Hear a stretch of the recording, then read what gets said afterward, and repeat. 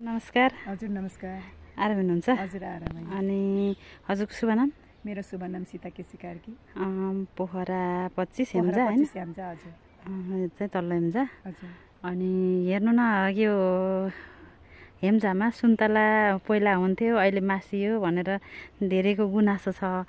हजुरहरुकोमा फेरि लटरम्मै फलेको रहेछ। हजुरले यो कहाँबाट ल्याउनु भयो बिरुवा?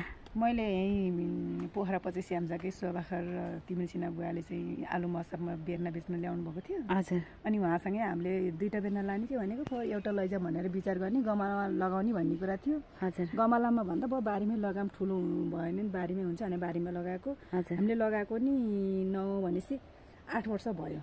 फर्स्ट आलु मौसमको वर्षमै ल्याएको हो। ए अनि कति वर्षमा फल्यो? यो त 1 वर्ष 2 वर्षमा त फलिसकेको थियो। ए यो चाहिँ उन्सु जातको सुन्तला हो? हजुर। हजुरले चाहिँ राम्रो गर्नुभएको रहेछ।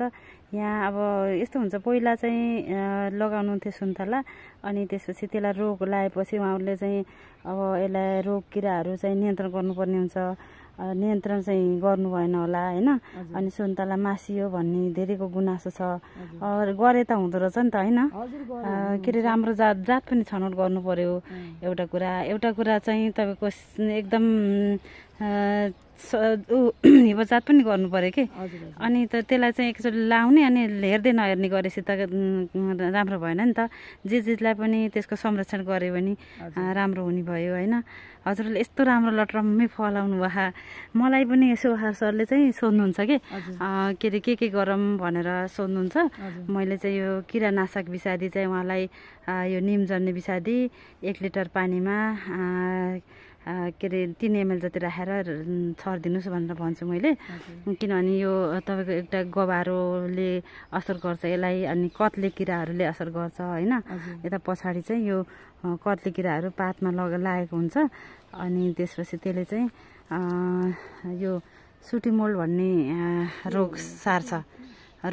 त्यसले गर्दाखेरि त्यसलाई चाहिँ पहिला यो निम जन्ने विषादी छर्नु पर्यो। पर्ने बेलामा र अनि उसमा मैले सधैँ छर्दिन्छु। अनि हजुर 1 वर्ष चाहिँ यसलाई चाहिँ क्लमी गर्ने भनेर त्यहाँ एकजना दिदीले गर्नुभएको थियो। हजुर। अनि उहाँले चाहिँ त्यो जुन हाँगामा कलमी गर्ने भनेर बान्नु हो, ती हाँगाहरू सुक्यो कि यसमा। हो त्यो उहाँले चाहिँ मिलाउन नसकेर हो। त्यो जुन यसलाई चाहिँ काटेर त्यो भित्रको बाहिरको बोक्रा चाहिँ खुर्केर अनि गर्नुपर्ने हुन्छ। उहाँले त्यो नजानेर होला सायद। यस्तो राम्रो फले अब अझै पनि यो बाँदर लाग्ने जग्गामा जुन तपाईँहरूको यता खोला पारी हैन, यो यस्तो सुन्तलाहरू लगाउँदा धेरै राम्रो हुँदो रहेछ नि त हैन। यो कालो भएको छ, यसलाई चाहिँ हजुरले क्युरेस भन्ने विषादी हुन्छ, त्यसलाई चाहिँ तपाईँको 2 ग्राम 1 लिटर पानीमा राखेर हप्ताको एकचोटि स्प्रे गर्नु होला, बेलुका पखतिर है। पहिला किरानाशक विषादी सर्नु, निम जन्ने विषादी है। त्यसपछि त्यसको 3-4 दिन पछि चाहिँ हजुरले क्युरेक्स सर्दिनु। यति राम्रो फले यसलाई संरक्षण गर्नुपर्छ। गोडमेल पनि गर्नु होला, तल झार छ। अनि खुर्सानी कति मजाले फलेको। आहा यस्तो राम्रो खुर्सानी। अब यो